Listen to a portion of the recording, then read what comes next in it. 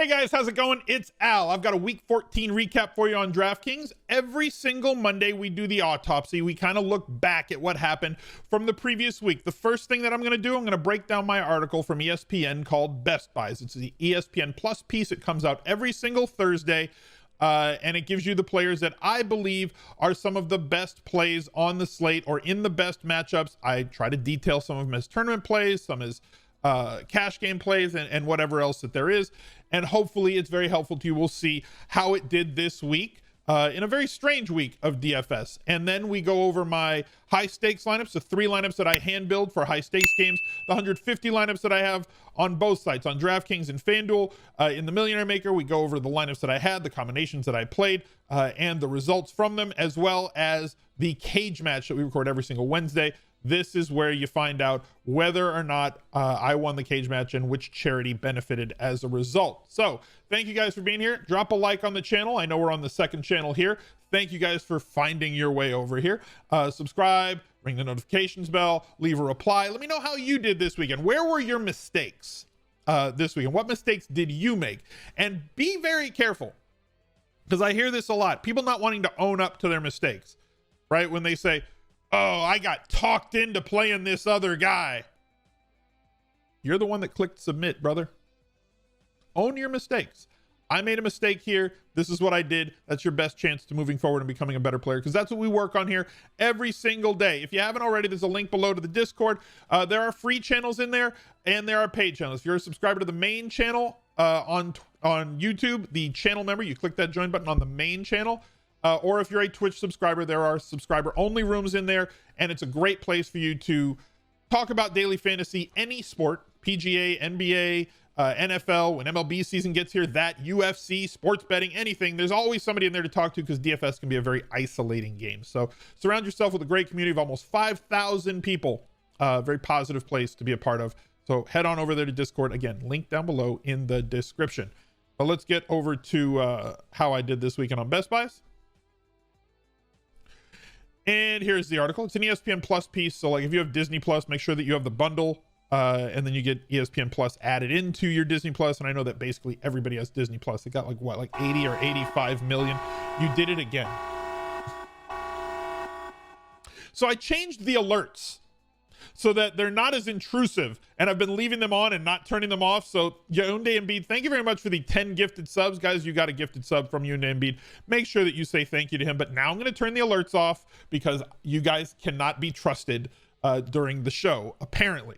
So here's my article from last week. We started off with Patrick Mahomes. Guess what? He's good, even on his worst day. Right? He threw 3 interceptions yesterday, threw more interceptions than touchdowns, 24 of 34 with 393 and 2 touchdowns, 3 interceptions, 24.62 points. Now you might say, you know what? That's really only 3x, Al, and you're really looking for 3.5 to 4x from your quarterback. And yes, that's true. But I've said the Taco Bell philosophy before to you guys. You guys understand that I'm only using quarterbacks to get to different combinations of players in my stacks and bringbacks. And he definitely helped do that, as we'll get to as the show progresses. Justin Herbert, all the quarterbacks were like meh, right? There's like Derek Carr was like the best quarterback this week. Like it was weird. All the quarterbacks were basically just kind of meh. Herbert, 16.72 points, 36 of 44. So like right there, you would think that Herbert, with his air yards per attempt and everything, would have had himself a really big day if he completes 36 of 44. Apparently everything was a dump off, as he only threw for 243, did get 2 touchdowns and 1 interception. Meh. Ryan Tannehill, 19 of 24 for 2 touchdowns and 212. Very efficient, but didn't get enough volume, as they really ran away. Jacksonville just could not keep pace at all. They turned over the ball too much, couldn't get into the end zone. When they did get into the end zone, it got called back for a penalty. 16.48 points. Meh. Tom Brady, 15 of 23, 196 with 2 touchdowns, 15.64. Meh. Taysom Hill, 20.9 points. I kind of advocated for Taysom Hill this week as a standalone play, right? Like you didn't need to stack him for him to be viable. The same thing went for his counterpart on the Eagles, who had a really good day with Jalen Hurts. And Taysom Hill did fine for 6.6, 20.9 points, 28 of 38 for 291 and 2 touchdowns. Didn't really contribute on the ground. 5 rushes for 33 yards as they were playing from behind most of this game. James Robinson was a miss, had a touchdown called back on a really good run from about the 10 or the 12-yard line, which would have made him fine, but I'll take an L here because, again, how often can we plan on a running back that's this expensive with the percentage that he was going to be this week? Also, just continuing to contribute with like 18 to 25 DraftKings points. It was definitely a little bit more risky this week than others. So me staying on that 1 week too long, me going back to the well one time too many, I'll take an L on James Robinson with his 12.3 DraftKings points. Austin Eckler did Austin Eckler things, guys. I'm always trying to project the usage for players, right? I don't try to predict touchdowns because they're way too fluky and inconsistent, and you're never going to be able to predict touchdowns. What I try to predict is usage. Guess what? Austin Eckler got Austin Eckler usage. 15 carries, 79 yards, no touchdowns, 9 catches on 9 targets for 67 yards and no touchdowns. 23.6 DraftKings points. That's all you need from anybody like this at 7K with that sort of usage in a passing game. As long as his usage stays between 6 to 10 targets a week, Austin Eckler is going to be extremely valuable at under 7,500 on a week in, week out basis. He's getting there on volume alone. If he happens to score a touchdown, he's an absolute smash play. If he finds his way into the end zone 2 times, he's going to break a slate. So again, price versus volume equals goodness. Same thing goes for David Montgomery. Anytime that they're facing a bad defense against running backs, which they have for 3 straight weeks, David Montgomery was still too cheap at 6,500, even with the 1K price hike. Scored 27.5 DraftKings points, most of them coming on the first touch of the game where he ran for 80 yards and a score. He only touched the ball 13 times after that.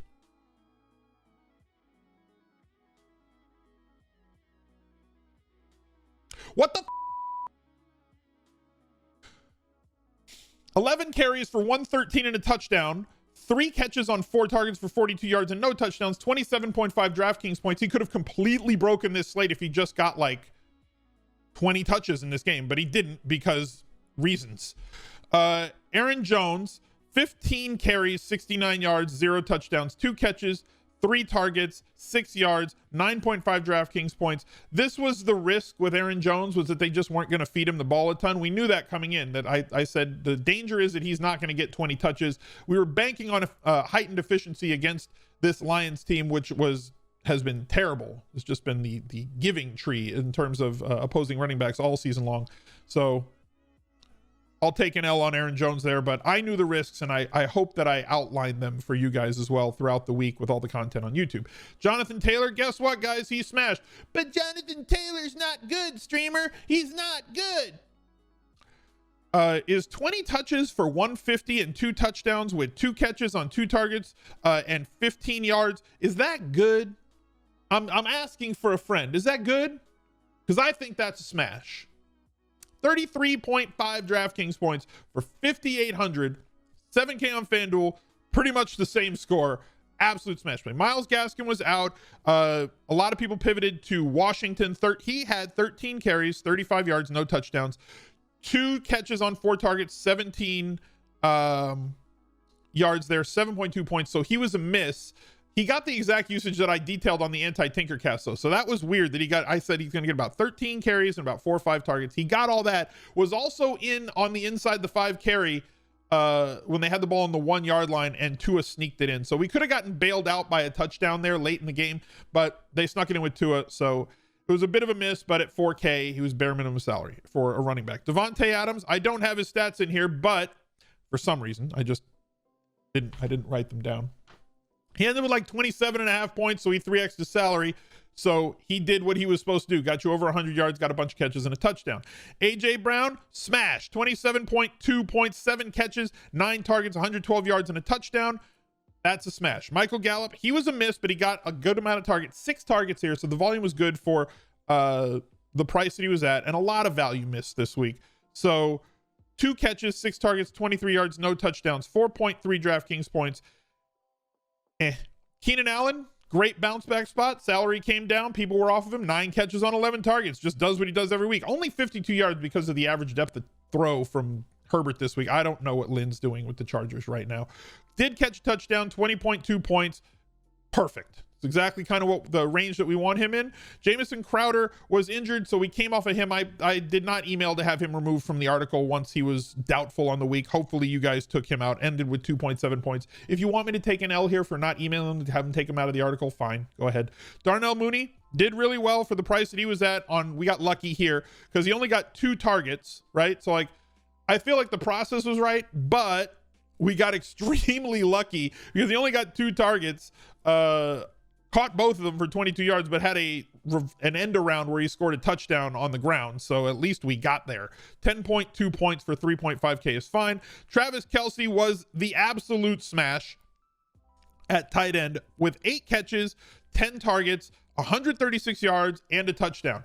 He is on absolute fire recently, and his floor, which is basically the ceiling for every other tight end every single week, is every other tight end. Sorry, his floor is every other tight end ceiling, again, as we said on the Anti-Tinkercast this week, and he just goes and crushes everybody, right?